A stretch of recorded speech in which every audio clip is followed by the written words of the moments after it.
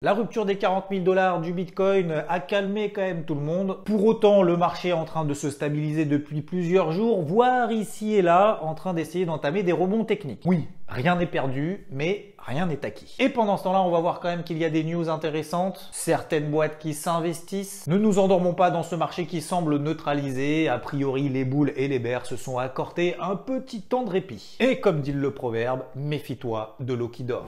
N'interdisons pas les cryptos, pas comme la Chine qui nous sort une news à peu près tous les jours depuis 5 ans. Donnons-lui un cadre réglementaire, c'est ce qu'a fait l'Inde. Alors non, pas tout à fait, parce qu'avant de coller un cadre réglementaire, ils se sont dit on va coller d'abord un cadre fiscal. D'abord, tu me donnes 30% de ce que tu gagnes, et après on réfléchit. Ah bah oui, on n'est pas pressé quand même. Au-delà d'avoir annoncé imposer 30% sur les cryptos, l'Inde lance son calendrier pour sa monnaie numérique. Objectif, mettre ça en place sur la blockchain 2022-2023. C'est plutôt une bonne nouvelle que certains essayent de déterminer comme ça des contours et une intégration, même s'il y a de la réglementation, parce qu'en attendant, le FMI est en train de revenir sur le Salvador qui a adopté le Bitcoin comme monnaie légale. Oui, risque d'intégrité financière et du marché, instabilité financière, pas de protection des consommateurs et ça peut créer quelques passifs éventuels. Bon, ok, mais maintenant qu'on l'a mis en place tout ce bazar là, parce que nous on a accumulé quand même comme des porcs, on peut discuter comme... Oui, on va discuter. En attendant, les banques centrales planchent sérieusement sur le sujet d'une monnaie numérique. Peut-être d'ailleurs que Christine Lagarde demain, au travers de son discours, la présidente de la Banque Centrale Européenne, va nous donner quelques contours de son euro numérique. La Fed l'a fait au travers d'un rapport qui avait la consistance à peu près similaire au discours de Jérôme Powell. Il y avait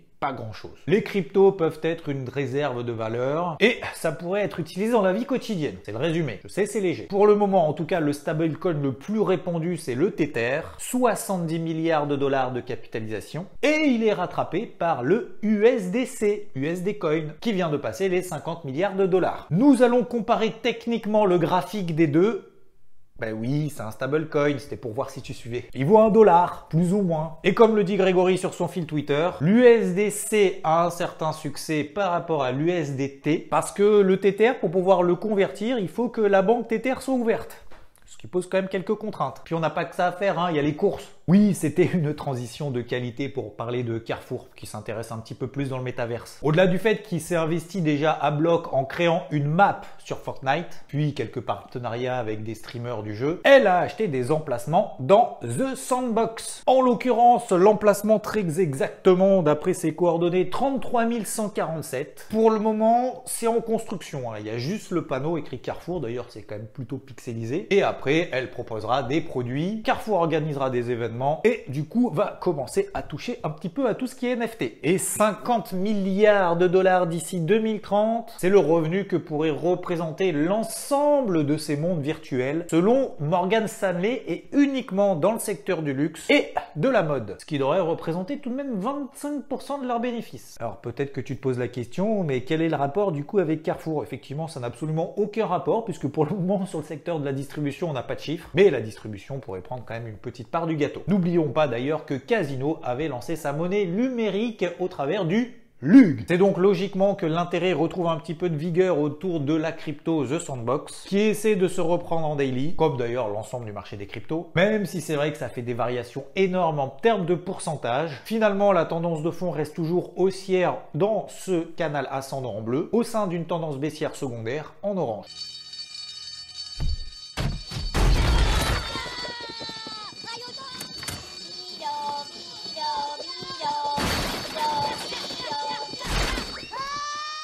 Il y a du mouvement sur un wallet.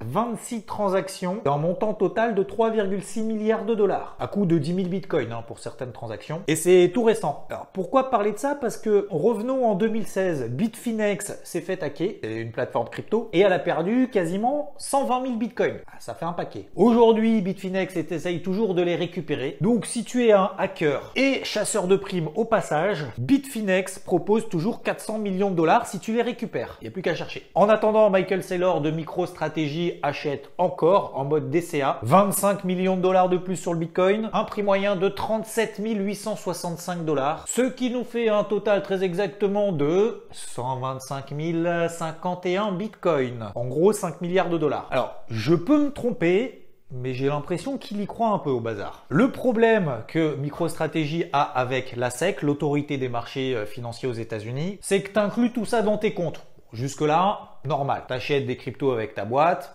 tu les mets dans le bilan. Sauf qu'après, il faut les valoriser. Et ce que dit la SEC, c'est qu'il faut actualiser la valeur des bitcoins que tu as en portefeuille lorsque le bitcoin baisse. Ok. Mais quand il remonte, quand il va être là à 172 000 $ d'ici 2025, avance peut-être un petit peu, non? Eh ben, tu vas le laisser à sa valo tout en bas. Ah oui. Et disons qu'en termes d'analyse, de résultats, d'exploitation, tout ça, pour valoriser la boîte, si c'est valorisé au cours le plus bas d'il y a 3 ans, ça risque de poser quand même quelques soucis. Du coup, là, le problème, c'est que MicroStrategy, si effectivement on va là-dedans, même s'ils sont toujours en discussion avec la SEC, ça va peut-être leur donner un petit peu des idées de se dire, bon, on va peut-être s'en délester quand même 2-3, parce que si ça reste dans le bilan, là, tout en bas, et qu'on passe par les 16 000 $ avant d'aller à 172 000, la valo de la boîte, elle va se faire déchirer. Bon, visiblement, la SEC est quand même prête à discuter. En attendant, Michael, il a dit, je hodl. Heureusement qu'il a pas dit, je largue tout, parce qu'en fait, là, ça aurait eu un petit impact sur le marché.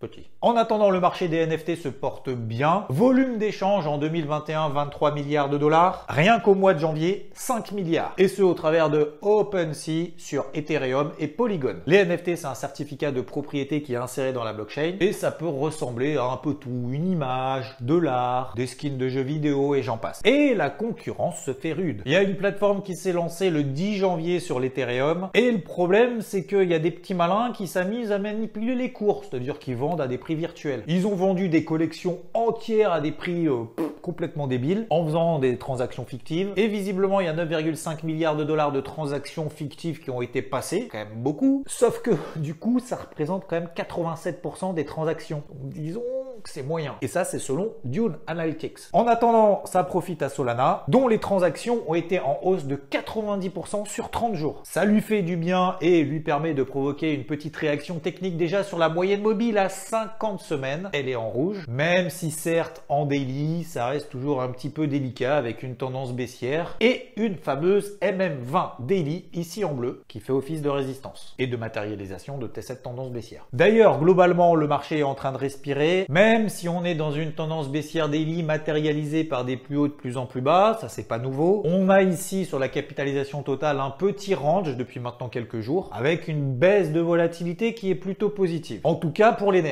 Déjà, on n'est plus à du plus 15, moins 40, plus 40. Même si le temps paraît long, quand même pas pour nous déplaire. Tout le monde le sait maintenant sur le Bitcoin, on doit repasser les 40 000 $. Le précédent support qui devrait faire office de résistance. Et ce, pendant quelques temps. D'ailleurs, c'est aussi à l'image de l'Ether, autour de cette zone des 2800, 3000 $ qu'il faudra reconquérir. L'important, certes, c'est de passer au-dessus de ces zones. Mais c'est surtout de s'y installer. Et j'ajouterais même, surtout, qu'on n'ait pas de nouveaux plus bas. C'est-à-dire qu'il faut matérialiser des plus bas, de plus en plus haut et construire progressivement des escaliers, enfin, ou plutôt des marches avant de construire des escaliers. Bref, de faire des marches les unes après les autres pour construire un escalier. Wow, c'est plus clair. Et ça permettrait à ce moment-là au marché de reconsidérer du coup cette tendance baissière daily. Quelques cryptos en bref, Atom, dont on avait parlé il y a quelques temps, qui faisait d'ailleurs partie des plus fortes ces dernières semaines. Alors c'est un peu moins le cas aujourd'hui, parce qu'elle ne fait pas partie de celles qui se sont faites massacrer, et donc elle ne fait pas partie de celles dont l'élastique s'est très tendu et donc qui se détend beaucoup plus rapidement. Pour autant, tout va bien, faut pas regarder les variations en pourcentage parce que sinon on pète un câble. C'est surtout de regarder les tendances journalières et hebdomadaires. En l'occurrence, en daily, on est toujours à peu près en tendance neutre, alors qu'en weekly, on est toujours clairement dans des tendances haussières. Et je rappelle qu'on est quand même largement encore au-dessus